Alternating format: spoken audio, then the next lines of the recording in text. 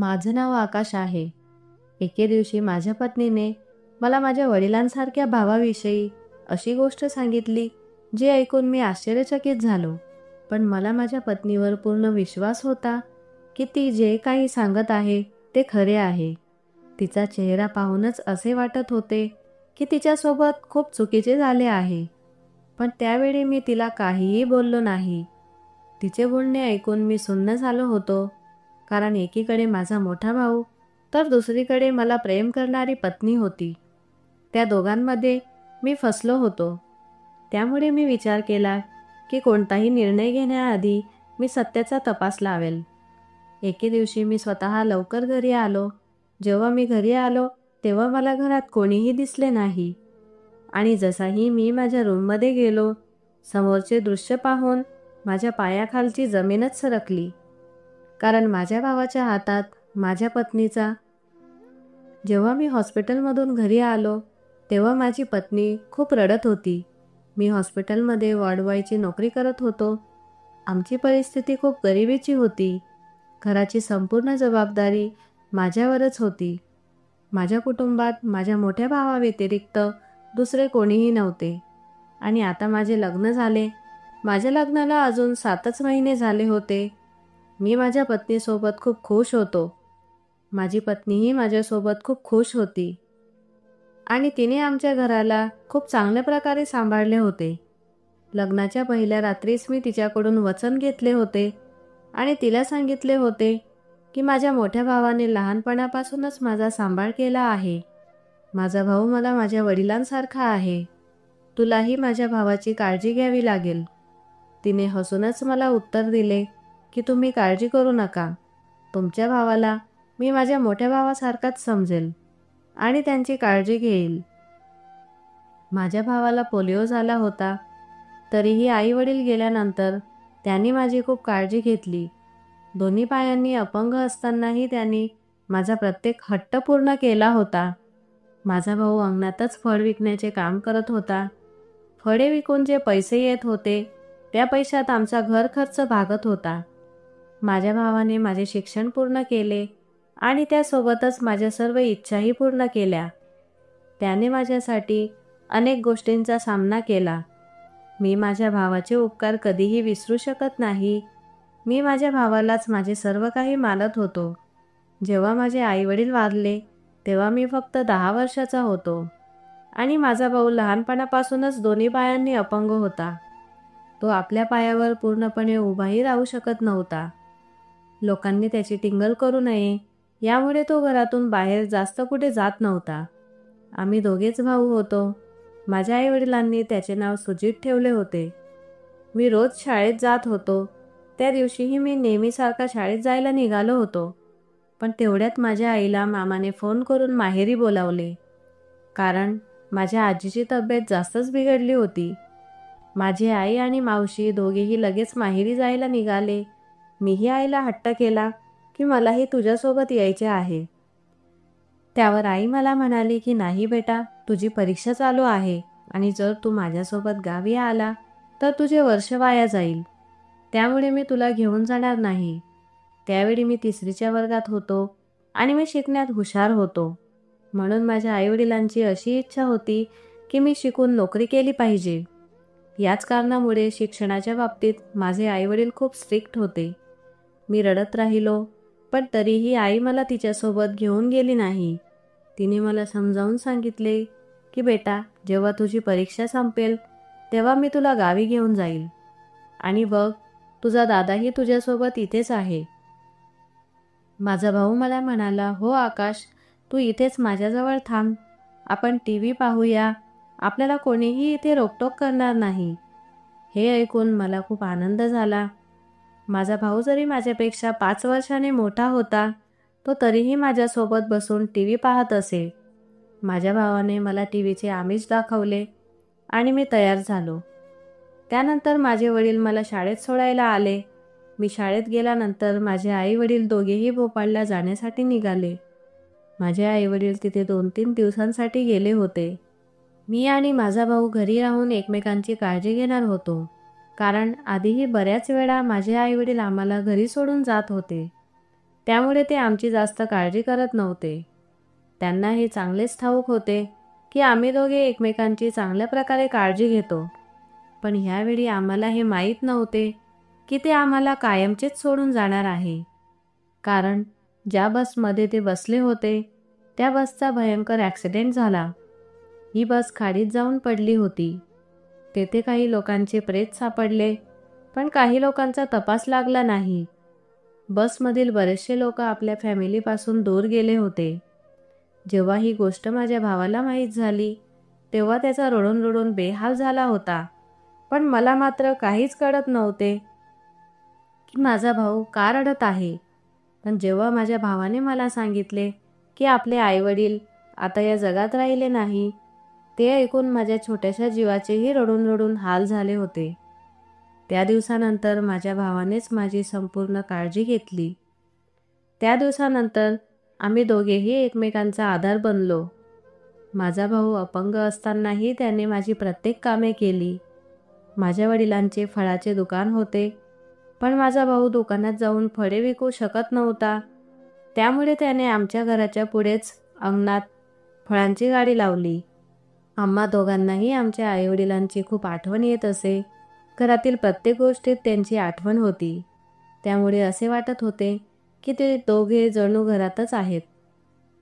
माझ्या आईच्या हातचे जेवण आणि वडिलांचे प्रेम या गोष्टींची मला खूप आठवण येत होती. माझी आई माझ्या भावालाही जास्त काम करू देत नव्हती. जेव्हा मला त्यांची आठवण येत होती तेव्हा आम्ही दोघे भाऊ एकमेकांच्या गळ्यात पडून रडत होतो. आता त्यांच्या आठवणी व्यतिरिक्त आमच्याकडे दुसरे काहीही उरले नव्हते. वेळ असाच निघून गेला आणि माझे शिक्षणही पूर्ण झाले. ग्रॅज्युएशन केल्यानंतर मी माझ्या भावाला सांगितले की मी आता यापुढे शिकणार नाही, कारण आता मला नोकरी शोधायची आहे आणि पैसे कमवायचे आहे. तेव्हा माझा भाऊ मला म्हणाला की नाही आकाश, तुझा भाऊ आहे तुझ्यासाठी, तू काळजी करू नको. पण माझ्याकडून माझ्या भावाचे टेन्शन पाहिले जात नव्हते. त्यांनी माझ्यासाठी खूप मेहनत घेतली होती. त्यामुळे आता मला माझ्या पायावर उभे राहायचे होते. आता माझीही जबाबदारी होती की मी माझ्या भावाची काळजी घ्यावी. मी माझ्या भावाला सांगितले की आता तुला फळांची गाडी लावण्याची काहीही आवश्यकता नाही. पण मला कुठेही चांगली नोकरी मिळत नव्हती. त्यानंतर काही दिवसात मला एका हॉस्पिटलमध्ये शिपायाची नोकरी मिळाली. जेव्हा ही बातमी मी माझ्या भावाला सांगितली तेव्हा त्याला खूप आनंद झाला. मी आता 21 वर्षाचा तरुण होतो. माझ्या भावाच्या बरोबरीचे जेवढेही मुलं होते त्या सर्वांचे लग्न झाले होते. मी नेहमी असा विचार करत असे की जर माझ्या भावाचे पाय देखील चांगले असते तर त्याचेही लग्न झाले असते. मी मनात असा निश्चय केला होता की मी माझ्या भावाचे लग्न नक्कीच करेल. मी नेहमी भावाला लग्नाबद्दल सांगत होतो, पण माझा भाऊ मला म्हणत असे की माझ्यासारख्या अपंग व्यक्तीसोबत लग्न करायला कोण तयार होईल. आणि माझा भाऊ मला हसून सांगायचा की जर मी लग्न केले तर मी माझ्या पत्नीची काळजी घेईन आणि तुझ्याकडे दुर्लक्ष होईल. त्यावेळी मी माझ्या भावाला म्हणत असे की मी आता लहान मुलगा नाही, मी स्वतःची काळजी स्वतः घेऊ शकतो. तू फक्त लवकर लग्न कर. वहिनी आली तर तीही माझी काळजी घेईल आणि आपले घर सांभाळेल. पण माझा भाऊ या गोष्टींसाठी तयार नव्हता. मी स्थळ पाहणाऱ्या अनेक लोकांना सांगून ठेवले होते की माझ्या भावासाठी मुलगी शोधा. पण तेही असे म्हणत होते की तुझ्या भावाला पोलिओ झाला आहे आणि तो अपंग आहे. मी असा विचार करत असे की त्याच्यासारखीच जर एखादी मुलगी त्याला मिळाली असती तर त्याचाही संसार सुखाचा होईल. एके दिवशी आमच्या गलीतच राहणारी एक महिला म्हणाली की मी तुझ्या भावासाठी एक स्थळ आणले आहे. ते ऐकून मी खूप खुश झालो. ती महिला मला म्हणाली की मुलगी चांगली आहे, पण तिचे आईवडील हुंडा देऊ शकत नाही. पण मला या गोष्टीचा काहीही प्रॉब्लेम नव्हता. मी माझ्या भावालाही या लग्नासाठी तयार केले आणि शेवटी माझ्या भावाचे लग्न प्राची वहिनीसोबत झाले. माझी वहिनी सुंदर आणि स्वभावानेही खूप चांगली होती. ती घरातील सर्व कामे सांभाळत होती. आता माझ्या भावाच्या लग्नाला 15 दिवस झाले होते. माझा भाऊही लग्नानंतर खूप खुश होता. तो मला म्हणाला की तू माझ्यासाठी योग्य निर्णय घेतला आहे. माझ्या भावाला आनंदित पाहून माझ्या मनालाही शांतता मिळाली. नेहमी त्याने माझी काळजी घेतली, पण आता त्याचीही काळजी घेणारी कोणीतरी व्यक्ती त्याच्या आयुष्यात आली होती. आता आम्ही सर्वजण आनंदाने राहत होतो, पण आमचा हा आनंद जास्त दिवस टिकला नाही. कारण प्राची वहिनी एके रात्री घरातून पळून गेली आणि जेव्हा वहिनी घरातून पळून गेली तेव्हा मला माहीत झाले की लग्नाआधी तिचे गल्लीतीलच एका मुलासोबत प्रेम प्रकरण चालू होते. पण तिच्या आईवडिलांनी तिचे लग्न त्या मुलाशी करण्यासाठी नकार दिला आणि त्यामुळेच त्यांच्या आईवडिलांनी त्यांचे लग्न माझ्या भावाशी घाईघाई करून दिले. पण त्यांना माझ्या भावासोबत राहणे पसंत आले नाही आणि वहिनी माझ्या भावाला सोडून निघून गेली. आता माझा भाऊ पूर्णपणे तुटला होता, पण मी माझ्या भावाला सांभाळण्याचा प्रयत्न करत होतो आणि त्याला म्हणालो की मी तुझ्यासाठी दुसरी मुलगी शोधून काढेल. पण माझ्या भावाने माझ्यासमोर हात जोडले आणि त्या गोष्टीसाठी नकार दिला. भाऊ मला म्हणाला, आता तू तुझे लग्न कर, मला आता लग्न करायचे नाही. मी भाऊला म्हणालो की मला आधी तुला खुश बघायचे आहे, पण त्याने मला नकार दिला आणि मला म्हणाला की आता मी तुझे काहीही ऐकणार नाही. तू जबरदस्तीने माझे लग्न केले आणि त्याचे परिणाम तुझ्यासमोर आहेत. पण तुझ्यासोबत असे काहीही होणार नाही, कारण तू नॉर्मल आहे.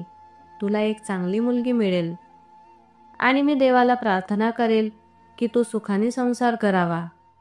असे बोलताना माझ्या भावाच्या डोळ्यात अश्रू आले.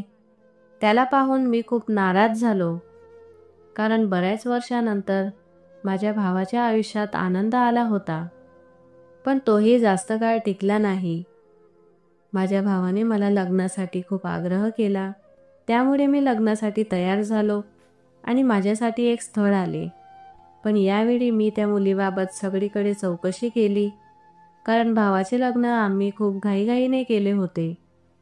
त्यामुळेच त्याच्यासोबत खूप चुकीचे झाले आणि माझी अशी इच्छा नव्हती की जे माझ्या भावासोबत झाले आहे ते माझ्यासोबत व्हावे. त्यानंतर माझे लग्न श्रद्धासोबत झाले. लग्नानंतर मी श्रद्धाला माझ्या भावाच्या बाबतीत सर्व काही सांगितले आणि मी तिला हेही सांगितले होते की माझ्या भावाची चांगली काळजी घे. माझ्या सांगण्याप्रमाणे तीही माझ्या भावाची काळजी घेत होती. ती घरही व्यवस्थित सांभाळत होती. माझा भाऊ जास्तीत जास्त वेळ घरातच राहत होता आणि त्याला चहा पिण्याची खूप आवड होती. ही गोष्ट मी श्रद्धाला सांगून ठेवली होती की भावाला जेवणानंतर चहा पिण्याची सवय आहे. मी पुन्हा पुन्हा श्रद्धाला माझ्या भावाच्या आवडीनिवडी सांगत होतो, पण तिला त्या गोष्टीचे वाईट वाटत नव्हते आणि ती तसेच करत होती जसे मी तिला सांगत होतो. ती खूप साधी सरळ होती. आजपर्यंत मी तिला मोठ्या आवाजातही बोलताना पाहिले नव्हते. श्रद्धासारखी पत्नी मिळाल्यामुळे मी स्वतःला खूप नशीबवान समजत होतो. पण आता मी बऱ्याच दिवसापासून पाहत होतो की जेव्हाही मी कामावरून घरी येत होतो ती मला घाबरलेली आणि उदास दिसत होती आणि माझ्याशी व्यवस्थित बोलतही नव्हती. मी रोज सकाळी 8 वाजेलाच हॉस्पिटलमध्ये निघून जात होतो आणि रात्री येताना मला 11 वाजत होते, कारण मी ओव्हरटाईम ड्युटी करत होतो. त्या बदल्यात मला चांगले पैसे मिळत होते. मला आठवड्यातून एक सुट्टीही मिळत होती. सुट्टीचा पूर्ण वेळ मी माझ्या परिवारासोबत घालवत होतो. पण आता श्रद्धाचे वागणे दिवसेंदिवस बदललेले दिसत होते.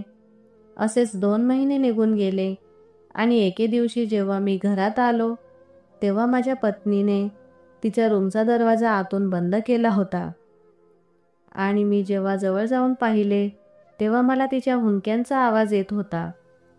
मी म्हणून तिला आवाज दिला, पण आतून मला काहीही आवाज आला नाही. तेव्हा मी जोरजोरात दार ठोकू लागलो आणि तिला विचारले की श्रद्धा, सर्व काही ठीक आहे ना? मी दरवाजाला कान लावून ऐकण्याचा प्रयत्न केला, पण मला काहीही ऐकू आले नाही. थोड्या वेळात मला पुन्हा रडण्याचा आवाज आला. आता माझ्या मनात वेगवेगळे विचार येऊ लागले. मी घाबरून पुन्हा तिला आवाज देऊ लागलो. हळूहळू तिने दार उघडले, पण मी समोर जे काही पाहिले त्याचा मी कधी विचारही केला नव्हता. श्रद्धाचे डोळे लाल होते आणि ती घाबरलेल्या अवस्थेत दिसत होती. तिला पाहून असे वाटत होते की ती बऱ्याच वेळेपासून रडत आहे. तिला पाहून माझी धडधड वाढली. मी तिला विचारले की तू का रडत आहे आणि तू दरवाजा का बंद केला होता. श्रद्धाला मला काहीतरी सांगायचे होते, पण ती सांगू शकत नव्हती. मी पुन्हा तिला विचारल्यावर ती मला म्हणाली की मला तुझ्या भावाची भीती वाटते, कारण ते मला वाईट नजरेने बघतात. हे ऐकून तर जणू माझ्या शरीरात प्राणच उरला नाही.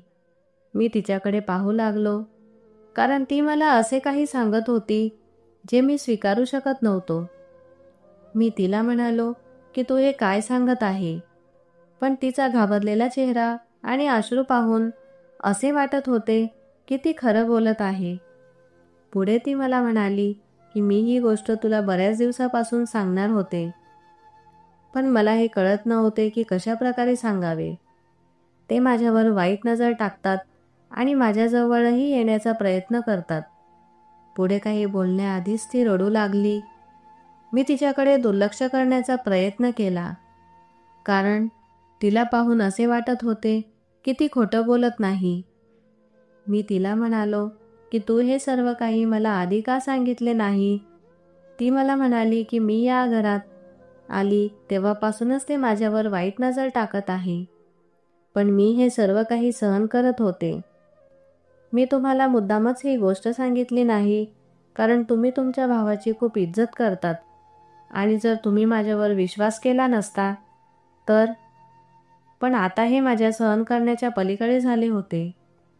आता मी एक दुविधा मनस्थितीत फसलो होतो, कारण तिच्याकडे पाहून तर मला असे वाटत होते की ती खरं बोलत आहे, पण माझ्या डोळ्यासमोर माझ्या भावाचा चेहरा येत होता, ज्या व्यक्तीने लहानपणापासून मला सांभाळले होते आणि ते खूप प्रामाणिकही होते, ज्याने कधीही कोणत्या मुलीकडे वाईट नजरेने पाहिले नाही. तो माझ्या पत्नीसोबत असे करू शकतो का.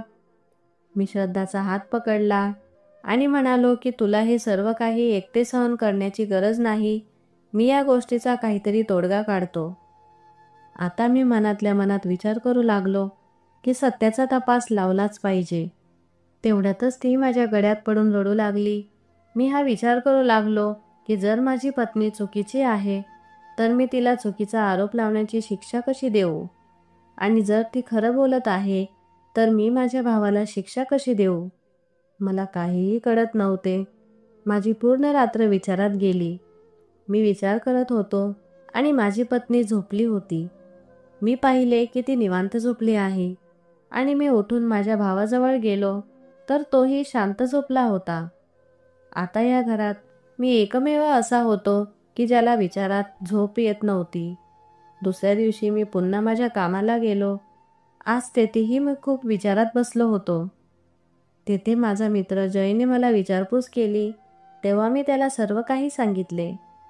ते ऐकून तोही विचारात पडला आणि म्हणाला की मला तुझ्या भावाकडून अशी अपेक्षा नव्हती. त्याचे बोलणे ऐकून मला लाजिरवाणे वाटले, कारण तोही माझ्या भावालाच दोषी ठरवत होता. मी हे सर्व काही विसरू शकत नव्हतो. असे होऊ शकते का की हा सर्व काही गैरसमज आहे. मला खरं काय आहे ते जाणून घ्यायचे होते. मी जयला सांगितले की मला दोघांवरही विश्वास आहे आणि असेही वाटते की कदाचित श्रद्धाला काही गैरसमज होत आहे. म्हणून मी काय करू मला कळत नाही. त्याने मला एक सल्ला दिला की उद्या जेव्हा तू कामावर येशील तेव्हा तू हाफ डे घेऊन गुपचूप घरी जा. तेव्हा तुला सर्व काही कळेल की कोण चुकीचा आहे. तेव्हा मी त्याला म्हणालो की तू अगदी बरोबर सांगत आहे. मी उद्या तेच करेन. तेव्हाच खऱ्या गोष्टी माझ्या समोर येतील. दुसऱ्या दिवशी मी सांगितल्याप्रमाणे दुपारीच घरी निघून आलो.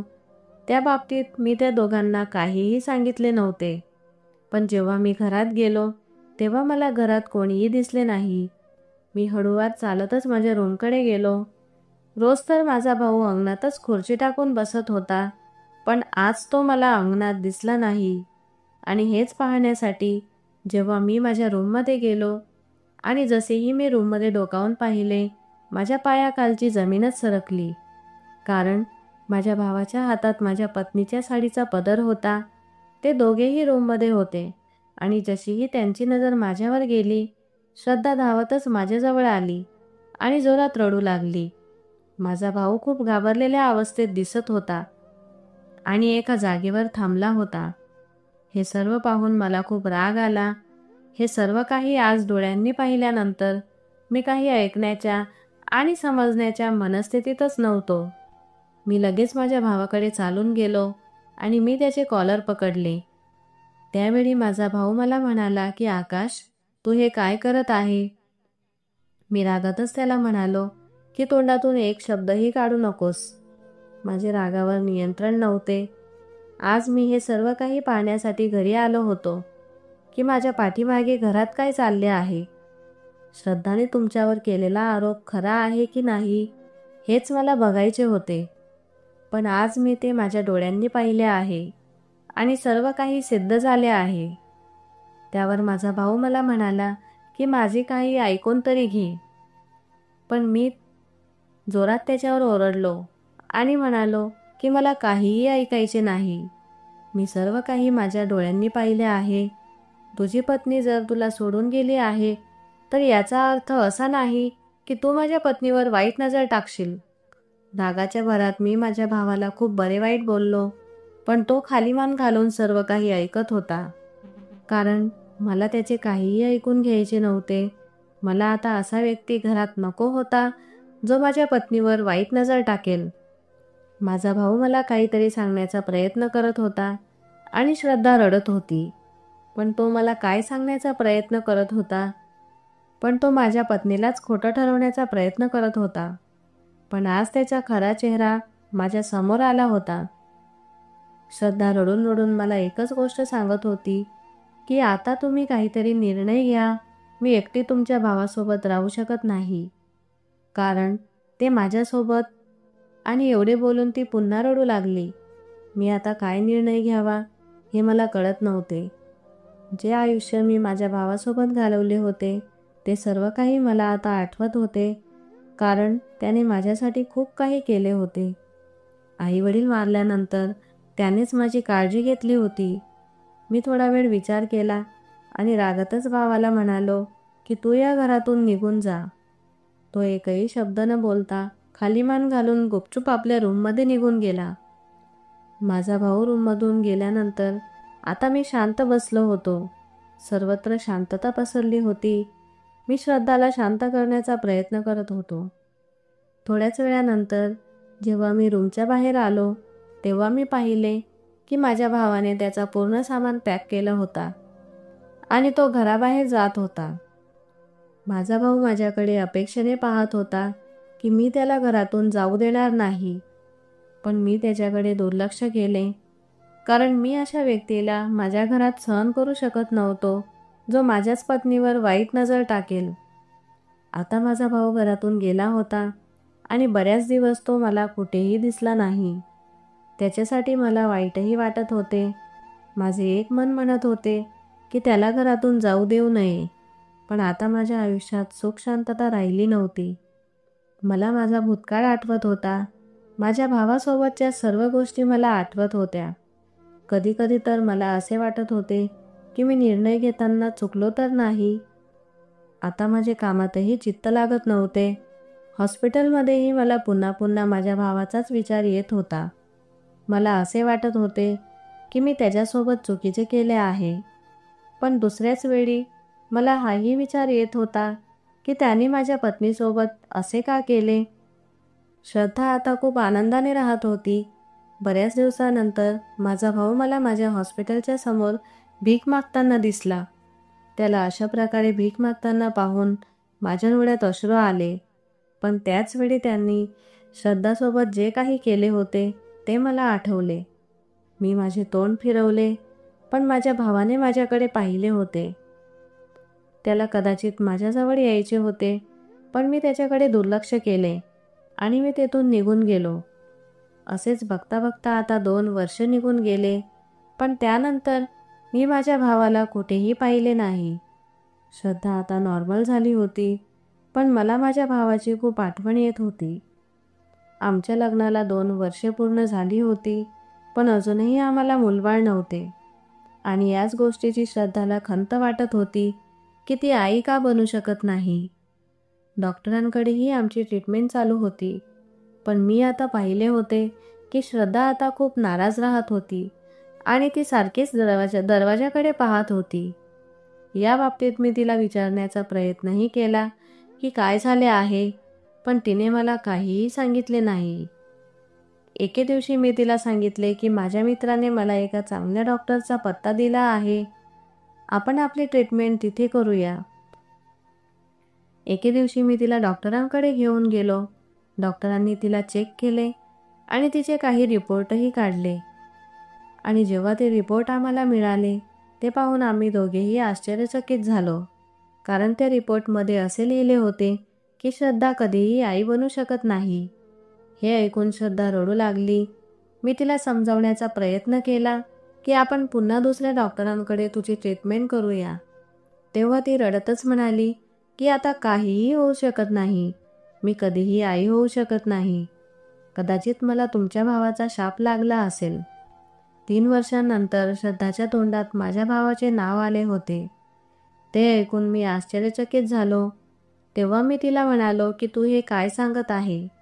ती अजूनच जोरजोरात रडू लागली आणि म्हणाली, आकाश मला माफ कर, माझ्याकडून खूप मोठी चूक झाली आहे, पण मला हे माहीत नव्हते की त्या बदल्यात मला एवढी मोठी शिक्षा मिळणार आहे. पुढे ती म्हणाली की मला एकटे राहणे पसंत होते, मला तुमच्या भावासोबत राहायचे नव्हते, कारण मला त्यांची सर्व कामे करावी लागत होती. माझी अशी इच्छा होती की या घरात फक्त आपण दोघांनीच राहावे. त्यामुळे मी विचार केला की तुमच्या भावावर काहीतरी आरोप करावा. म्हणूनच मी तुम्हाला खोटं सांगितलं की तुमचा भाऊ माझ्यावर वाईट नजर टाकतो. त्या दिवशी जेव्हा मी तुम्हाला फोन केला तेव्हा तुमचा फोन लागला नाही, म्हणून मी हॉस्पिटलमध्ये फोन केला. तेव्हा मला समजले की तुम्ही हाफ डे घेऊन घरी येत आहात. त्यामुळे मी मुद्दामच त्या दिवशी तुमच्या भावाला रूममध्ये बोलावले आणि जोरजोरात ओरडू लागली की माझ्या साडीत झुरळ घुसले आहे. ते पाहून ते घाईघाईने माझ्याजवळ आले आणि माझ्या साडीचा पदर त्यांच्या हातात होता. जेव्हा तुम्ही रूममध्ये आले ते पाहून तुम्हाला असे वाटले की ते माझ्यासोबत काहीतरी चुकीचे करत आहे, पण मी हे सर्व काही जाणून बुजून केले होते. तुम्हाला माझ्यावर विश्वास बसला आणि तुम्ही तुमच्या भावाला घराबाहेर काढले. त्यामुळेच आज हा रिपोर्ट पाहून मला विश्वास बसला आहे की तुमच्या भावासोबत मी जे काही चुकीचे केले आहे त्यामुळेच देवाने मला ही शिक्षा दिली आहे. मला एकटे राहण्याची खूप आवड होती, त्यामुळेच देवाने मला एकटे केले आहे. ती माझ्या गळ्यात पडून रडू लागली, पण आता मला खूप राग आला होता. मी तिला बाजूला केले आणि तिला म्हणालो की तू हे काय केले आहे. तुझ्या या मूर्खपणामुळे माझ्या अपंग भावाबद्दल माझ्या मनात गैरसमज निर्माण झाला. श्रद्धा खूप घाबरली होती आणि ती हात जोडून विनवण्या करत होती. ती मला रडून रडून सांगत होती की मला माफ करा. त्यावेळी मला तिच्यावर खूप राग येत होता आणि मी हेही विसरलो होतो की मी हॉस्पिटलमध्ये आहे. त्यानंतर मी रागातच तिचा हात पकडला आणि तिला गाडीत बसवून घरी घेऊन आलो. घरी आल्यावर मी तिच्या गालात जोरात एक थाप मारली, कारण तिने स्वार्थासाठी 2 भावांना वेगळे केले होते. ती पुन्हा पुन्हा माझ्याकडून माफी मागत होती, पण तिने माझ्यापासून माझ्या भावाला दूर केले होते. मी तिला म्हणालो की तू हे अजिबात चांगले केले नाही. मी तुला खूप चांगले समजत होतो. आता मला माझ्या भावाचा विचार येत होता की एवढे वर्ष त्याने कसे काढले असतील. मी रागाच्या भरातच घराबाहेर निघालो आणि माझ्या भावाला शोधू लागलो. सगळीकडे मी त्याला शोधत होतो. शेवटी जिथे सर्व भिकारी राहतात तिथे जाऊन मी त्याचा शोध घेतला. माझा भाऊ मला तिथेच मिळाला. मी जाऊन त्याच्या पायात पडलो आणि ढसाढसा रडू लागलो आणि त्याला म्हणालो की मला माफ कर. मी माझ्या पत्नीवर विश्वास केला आणि तुझ्यावर अविश्वास दाखवला, पण तू त्यावेळी का बोलला नाही. त्यावेळी भाऊ मला म्हणाला की मला तुम्हा दोघांना वेगळे करायचे नव्हते, कारण आपण संपूर्ण आयुष्य आपल्या आईवडिलांशिवाय जगलो आहे आणि माझी पत्नीही मला सोडून गेली होती आणि पुन्हा मी एकटा पडलो होतो. पण माझी अशी इच्छा नव्हती की तुझ्याही पत्नीने तुला सोडून जावे. श्रद्धाचे तुझ्यावर प्रेम आहे आणि ती आधीपासूनच माझा कंटाळा करत होती, पण तुझी खूप मनापासून काळजी घेत होती. या सर्व विचारामुळेच मी तुला खरी गोष्ट सांगितली नाही, कारण मला माहीत होते की जर मी तुला खरं सांगितले असते तर तू तिला माझ्यासाठी सोडून दिले असते आणि मला तुझा संसार मोडायचा नव्हता. हे सर्व ऐकून माझ्या डोळ्यात अश्रू आले, कारण लहानपणापासूनच माझा भाऊ माझी काळजी करत होता आणि आताही माझ्यासाठीच त्याने हे सर्व काही सहन केले होते. मी त्याची माफी मागितली आणि त्याला घरी येण्यास सांगितले. त्याने मला नकार दिला, पण मी त्याचे काहीही ऐकले नाही आणि जबरदस्तीने त्याला घरी घेऊन आलो. आणि श्रद्धाला ही गोष्ट चांगल्याच प्रकारे माहीत होती की मी त्याला शोधायला निघालो आहे, त्यामुळे ती दारातच उभी होती. जेव्हा तिने आम्हाला पाहिले तेव्हा ती धावतच आली आणि माझ्या भावाची माफी मागू लागली. पण माझ्या भावाचे मन खूप मोठे होते. त्याने श्रद्धालाही माफ केले. आता माझा भाऊ पुन्हा आमच्यासोबत राहू लागला आणि श्रद्धा आधीसारखीच आमची काळजी घेऊ लागली. आणि थोड्या दिवसातच आम्हाला एक चांगली बातमी मिळाली की श्रद्धा आई होणार आहे. अशा प्रकारे या कथेतून असे सिद्ध होते की कोणासोबत चुकीचे केल्याने आपल्यासोबतही चुकीचेच घडते, पण जर कोणाचा चांगला विचार केला तर आपल्या आयुष्यातही सर्व काही व्यवस्थित होते. त्यामुळे कोणासोबतही वाईट करण्याचा विचारही मनात आणू नका आणि आपले जीवन सुखाने जगा. तर मित्रांनो, आजची कथा तुम्हाला कशी वाटली हे कमेंट करून नक्की कळवा. तुम्ही जर आमच्या चॅनलवर नवीन असाल तर चॅनलला सबस्क्राईब आणि लाईक करायला विसरू नका. आणि हो, आणि हा व्हिडिओ आपल्या मित्रांसोबत शेअर करा. आपण पुन्हा भेटूया एका नवीन कथेसह. धन्यवाद.